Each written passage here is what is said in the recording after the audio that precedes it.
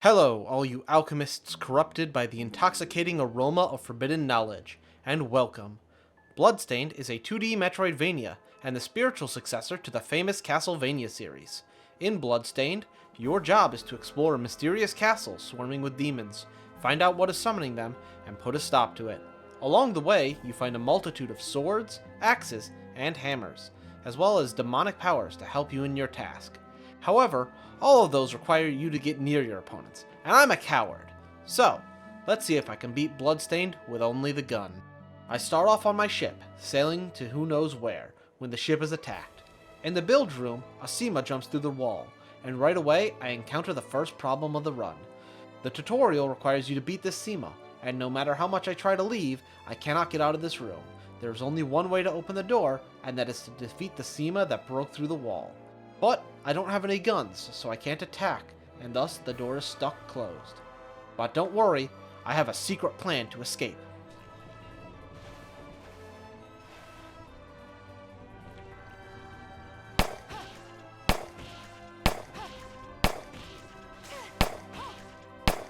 Now, with that out of the way, I make my way to the newly opened door.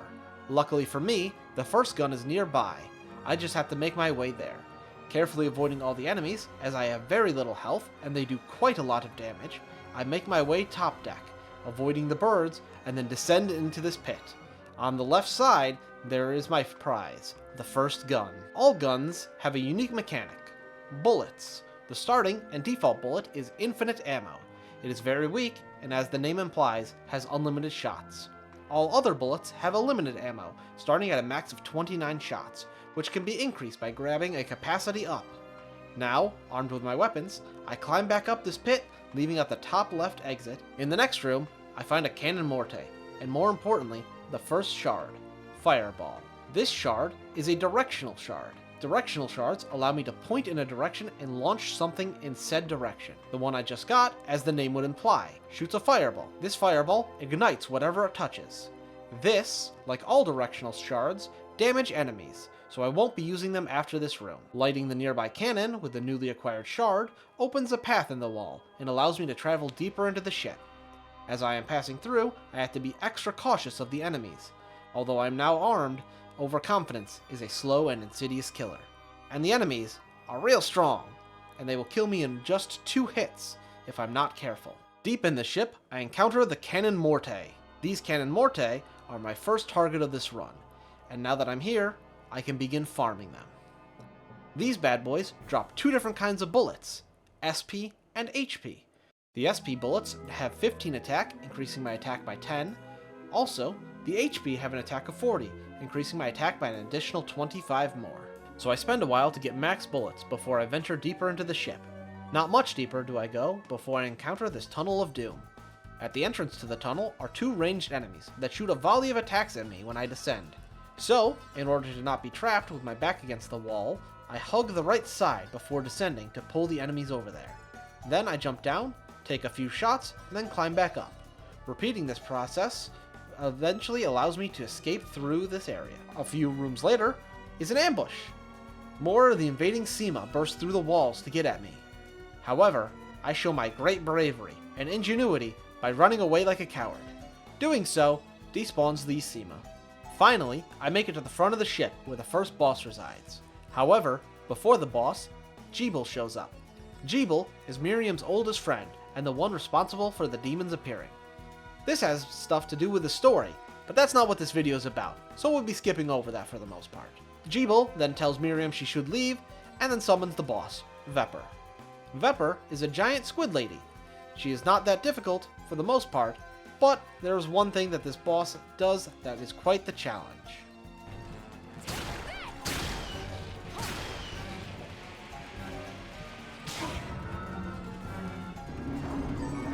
This attack is garbage. And, as you can see, it's all because it hits the whole arena and can't be avoided. Well, it can be avoided, but that requires you to be within touching distance of a Sema, which results in you being hit by the Sema instead. That's not ideal. This means that there is a timer until a loss, and this is why I farmed the bullets. Vepr has to be defeated before the water jet is used, so I equip the HP bullets and go ham on her. Luckily, She doesn't use her water jet, and instead hangs out in the middle of the boat a couple of times, allowing me to beat her with some easy headshots. With Vapor down, I claim my prize, crashing the ship! After proving I'm the greatest captain that ever lived, I head inland to find a church. This church now acts as a home base. On the left is the nun Dominique Baldwin, some child, and Granny Susie. Dominique is a shopkeeper and will sell you a few items by default. This shop expands when you craft something new, adding whatever you crafted to the shop. Susie, who is the best character in the game, wants to have some food that she had in her youth. And that's the left side. On the right side, Johannes resides. He's a smith, a tailor, a chef, and he also practices the dark arts, allowing him to do things like turn a single coin into a variety of weapons, as well as the most devious power ever conceived, unbaking a cake. So, I have Johannes make a blunderbuss to increase my attack, and set out to the castle. Just outside the church, I get my first ammo capacity upgrade, increasing my max bullets from 29 to 34. Then, I make an uneventful trip into the castle.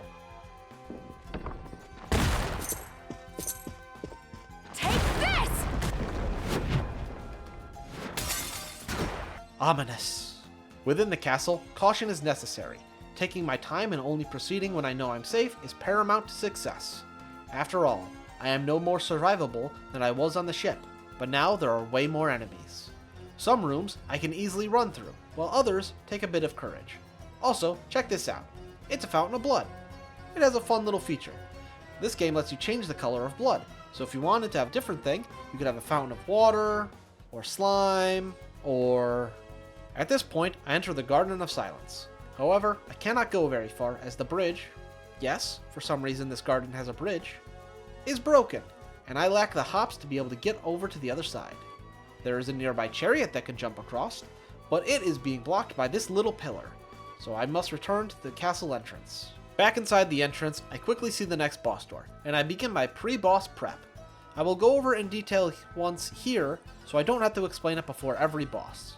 First, I travel back to the church to see Susie, check to see what food she wants, and then farm for the ingredients for said food. Cook it, then give it to her, and repeat until I can't give her any more. After I run out of things to give Susie, I buy myself the food I made. Then I go to Johannes to see if any interesting new equipment can be made.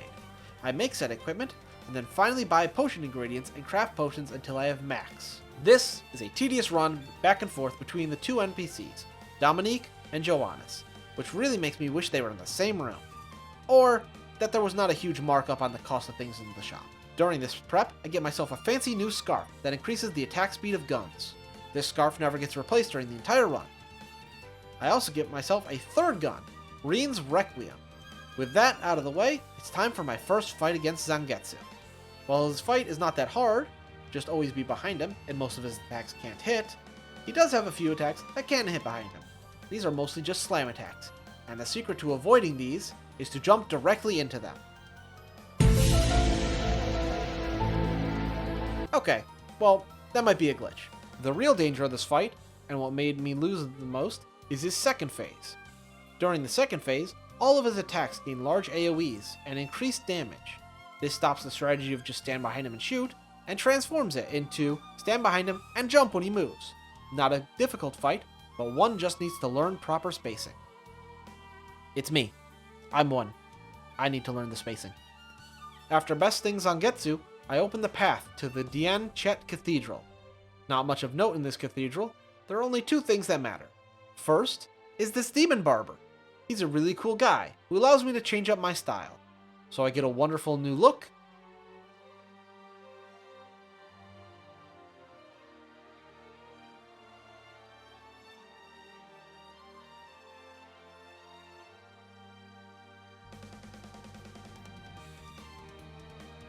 The only other thing of note that happened is I found this coin that lets me summon a hand made out of glass.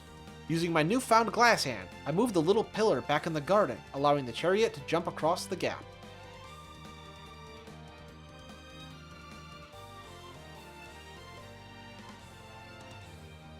Within this garden, I also get a pixie summon that I can't use because she will auto-attack, and she doesn't use a gun. But I take her out for a minute to play the piano.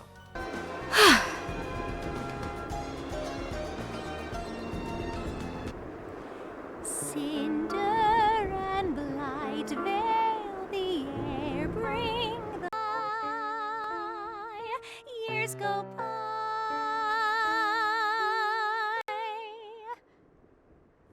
morning come, shadowed by the moon, and the angels for whom you speak cry for light, cry for all of us, shards of hope gathered in the name of the meek.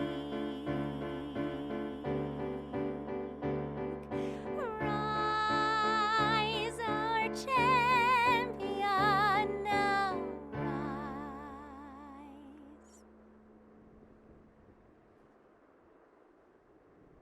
Wonderful. Now, I leave the pixie behind in my something forever. Continuing on from the concert, I enter the Tower of the Twin Dragons. Or more accurately, I enter the West Tower of the Twin Dragons. Climbing this West Tower, just over halfway up, I find that I, once more, lack the jump height to continue. So I exit out the west balcony and enter the Nebra Ex Machina, the library. Within the library, I remember why everyone hates the Flying Medusa, the malediction. Either way, being turned to stone sucks. Within the library, I meet OD. OD is a huge nerd, and he lets me borrow a book from him. This book improves one of Miriam's stats, depending on which book was taken. So I take the book that increases my damage, obviously.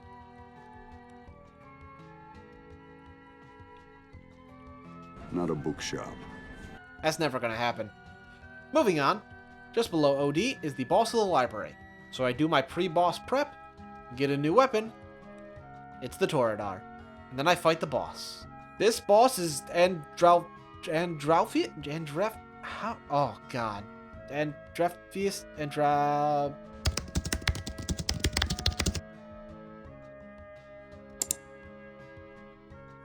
Andre Alphys. That. Now Andy here is very mobile, which makes avoiding its attacks tricky. On the upside, it doesn't do a lot of damage. Doing my best to avoid its kicks, I shoot it so hard its wings fall off. Taping those wings to Miriam's back gives her the ability to double jump. And now that I can double jump, I can continue up the western tower. There's nothing at the top of the western tower except a bridge to the eastern tower. So I go over to the eastern tower and begin my descent. Now begins the fight with the twin dragons, Valak. Here, I was forced to learn a new mechanic about the gun. When you shoot it in the air, you are locked into whatever direction you are going. It took me a few deaths before this fact really set in, and when I finally, truly understood it, I defeated the twins without getting hurt. Almost like they weren't designed for being able to be attacked at ranged. At the bottom of the East Tower, I find parts to fix Dominique's camera. A quick selfie, a quick forgery, and now I have a fake ID for the train. Who doesn't love trains? Look! Zangetsu loves trains! After all, if he didn't love them, he wouldn't be here. Oh, never mind. Looks like the train has a demon, and he only cares about killing demons. Well, I help my boy out to get to the front of the train before it crashes, and then I use my gun to suplex the demon train and save the day.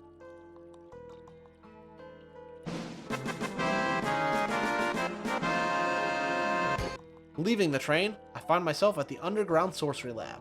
Monkeys in tubes, and a boss door. This area is really small. Next on the chopping block is Bathin, the fastest man alive. And there's a joke in there somewhere, but I just can't think of it. This man only has one move, Laser Dash. Don't look at those ones, just the one. The Laser Dash makes a giant line over the whole arena, damaging anything that is on the line. Anything like me, because I just can't frickin' dodge it. However, luck and a copious amount of potions is on my side, allowing me to overcome my inability to take 2 steps in the right direction. Now, with Bathin defeated, and oh my... Bow before the King of Speed! Wow! I guess I do have to bow before the King of Speed. With Bathin defeated for real this time, I get the new Laser Dash. Hey, remember when I said, this, like all directional shards, damage enemies, so I won't be using them after this room. I lied. This will be the first and only directional shard that I will be using outside of the room I get it in. This shard allows Miriam to dash where she is pointing. In addition, when you point at a reflective surface, the range increases. Now, with my new movement technique, I get totally lost and wind up going the wrong direction. After going the totally wrong way, I realize I'm not actually supposed to be fighting Jeeble right now, because of... With that many shards bound to you, you will be all too easy to possess.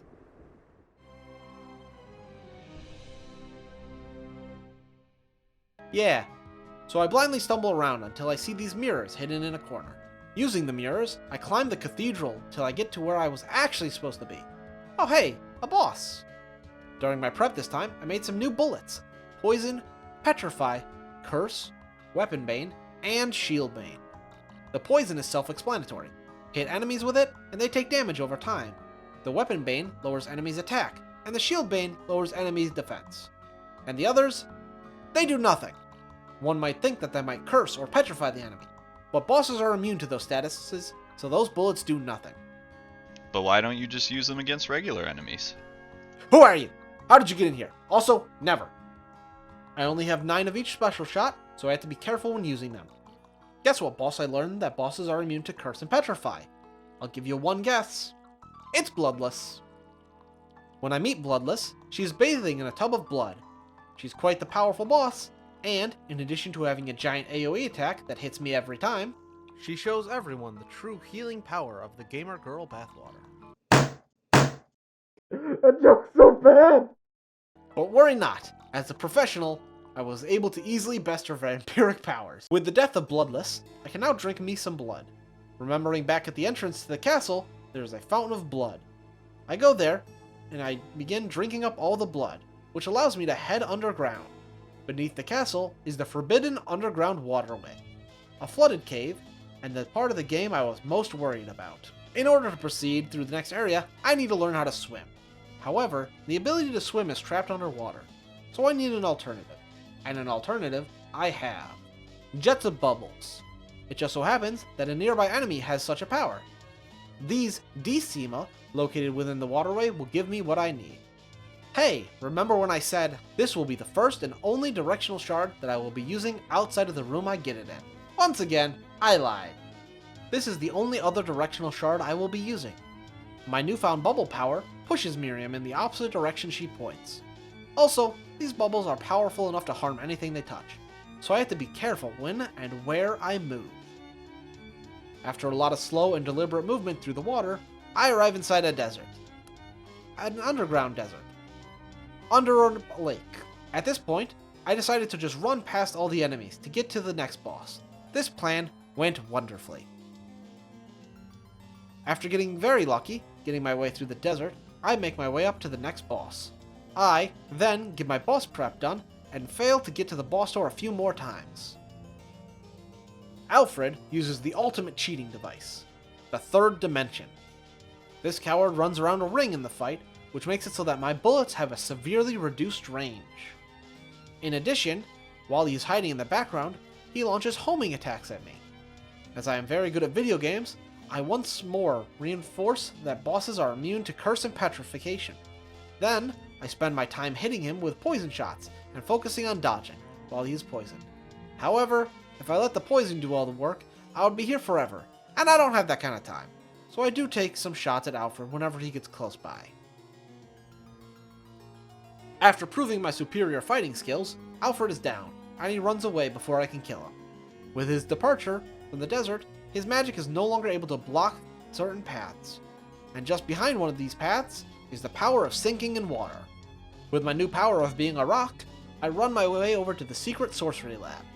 Hidden within these ancient walls is the ultimate enemy, Miriam's doppelganger. This doppelganger has all of Miriam's powers, like a powerful sword, a dragon summon, Wait a minute. Miriam doesn't have any of these things. That's cheating. She should only have the gun if she's to be Miriam's doppelganger. So as a punishment for using these forbidden items, I mustered up all of my power to use my secret ancient technique and trap her in the wall. Now trapped in the wall, the doppelganger can no longer dodge my attacks, and because of how far I am, she won't attack back. Easy fight.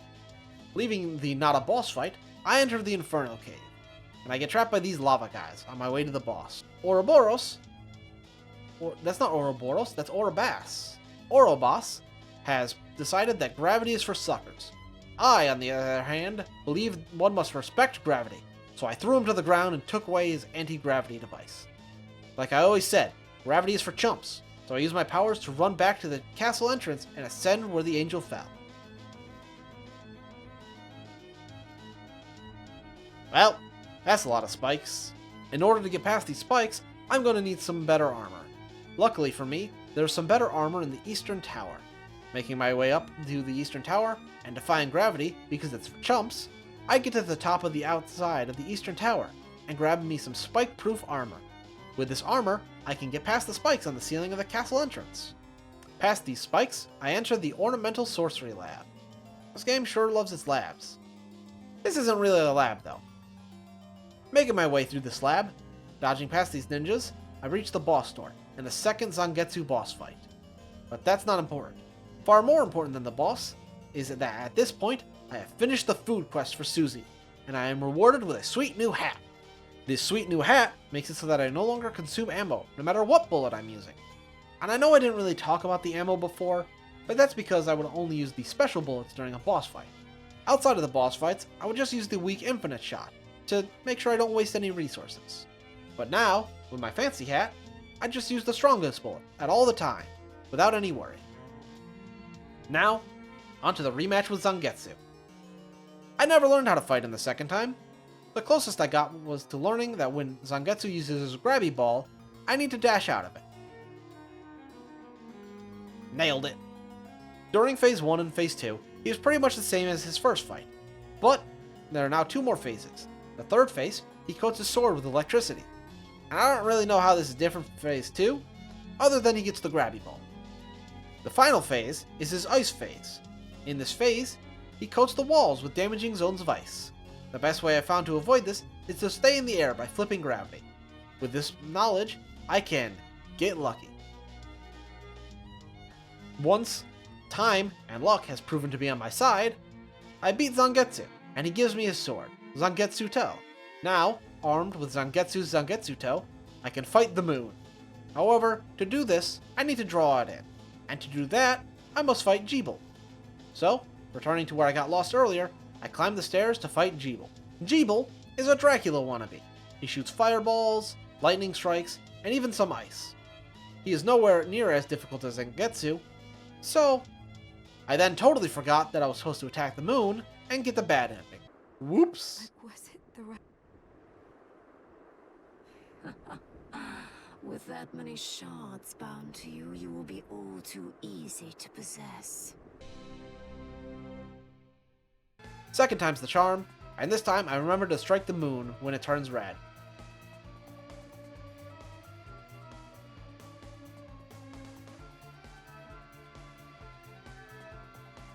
After hitting the blood moon, it explodes, releasing a demon named Grenary, who proceeds to run away. Chasing her down, I find myself back at the garden once more, and I have to strike the moon with Zangetsu once again. This opens a pathway to the Demon Realm. The Demon Realm is just like the garden, except bigger. Everything here is doubled in size. The rooms, the frogs, I'm sorry, what was that? Oh, just a dragon. Just inside, I do some story stuff that I've been skipping over, but this one tells me the final boss is actually Dominique. So, I begin the hunt for Dominique, quickly running through the den until I find the next boss, Veilfar. Veilfar is a gambling man, and every gambler knows that the secret to surviving is knowing what to keep, because every hand's a winner and every hand's a loser. And today, I'm the loser, because I have too much money. And if you have money, he steals some of it and heals a lot of health. So, after dying, I go back to the shop, which is now run by this child, and I throw away all my money, so the boss can't heal. Now, with the power of being broke, I win!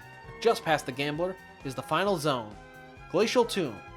In here is where Dominique is hiding, but before I can get to her, I must fight Grenary. This fight was just sad.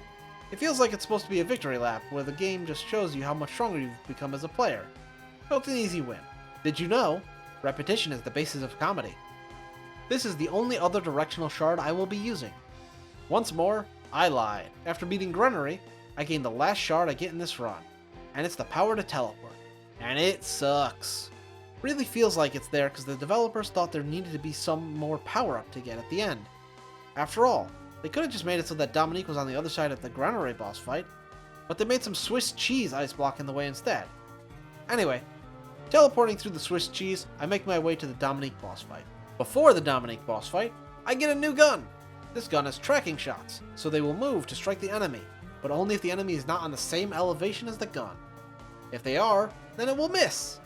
I regret making this, but it's too late to undo. Dominique gives some speech about how humans are bad, and demons are better, or something. It was hard for me to hear what she was saying as she was implanting her foot deep inside my ribcage. Dominique is quite the tricky time, as she is fast and has powerful moves that she only uses when Miriam's not on the ground, which stops me from using my great strategy of hiding on the ceiling, and forces me to the ground like a scrub, and to learn how to dodge.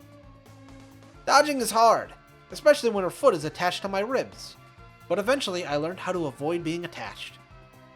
Mostly. Eventually, Dominique calls forth the power of Bale, enhancing her powers. With her newfound strength, I attempt to use my most powerful technique to stop her. That's right, trapping her in the wall. This plan backfires when the power of Bale reacts to my technique by disabling most of the game sounds, then shortly after crashing the game. After seeing this counter to my ultimate technique, I pull out my second ultimate technique, hitting the enemy without getting hit myself. This technique is so powerful that Dominique has to drag me into the pits of hell to try and stop it. Within these pits lies the demon Bale, and Bale is a chump! And the fight goes from a difficult challenge to a joke, which I easily win. And with that, I have beaten the game. And, well, technically I failed in my challenge, because like,